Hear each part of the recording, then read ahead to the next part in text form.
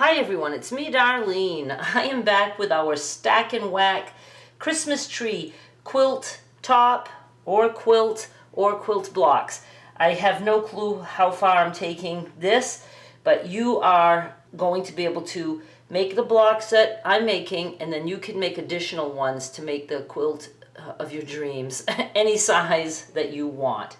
You do not have to be using Christmas prints, but I do have Christmas scrap packs that I have been working off, and I will have the link to that on eBay. I'll have that link in the description of this video. I think I might have only one left, maybe two, and then I'd have to cut more, and that might take a little bit. So if you want one, go grab one now. The playlist link for this series is in the description of this video.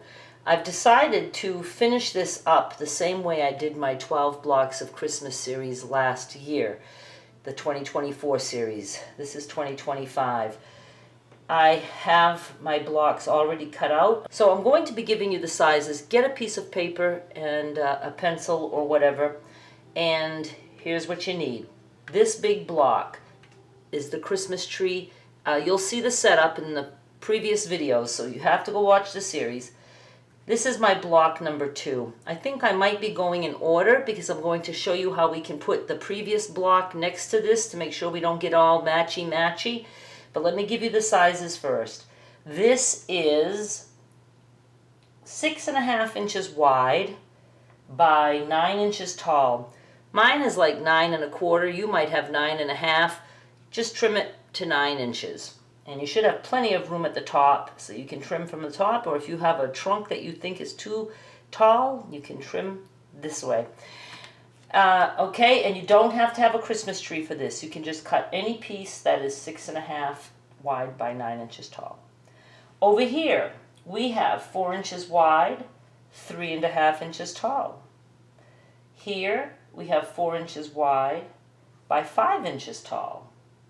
Here we have a 2-inch square. I'm so sad that I didn't put one in the other block, but we have a 2-inch square. I love my 2-inch squares.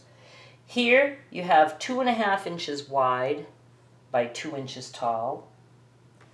Here we have 4 inches wide by 3.5 tall.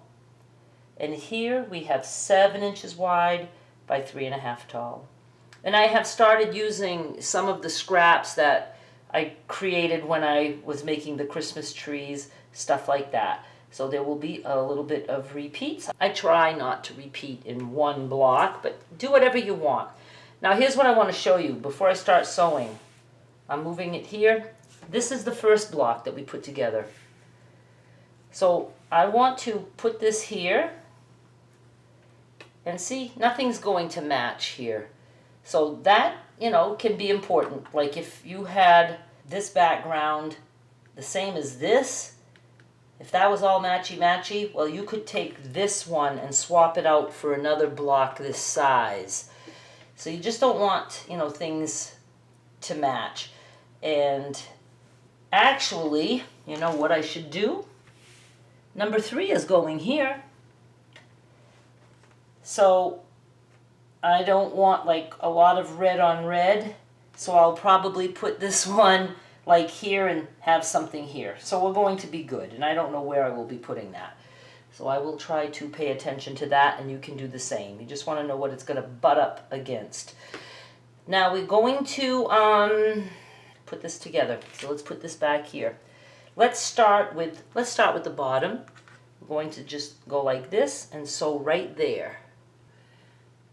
Now we have this, and you know, make sure if you have directional prints that you're putting them in the right direction. Now let's sew these, the 2-inch square, and this one we said is 2.5 by 2. I'm just going to put that together like that. We have that right there. Now let's put these 3 pieces together. This that we just put together, this and this. So this is going here, and this is going here.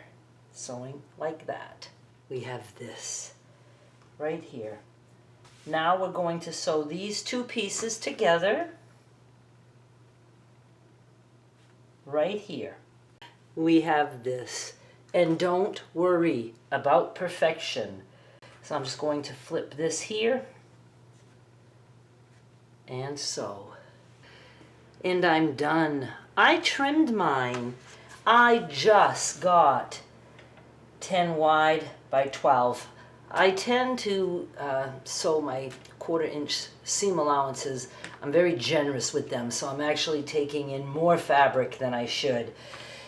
Here's what I always suggest. Don't trim anything until you're done.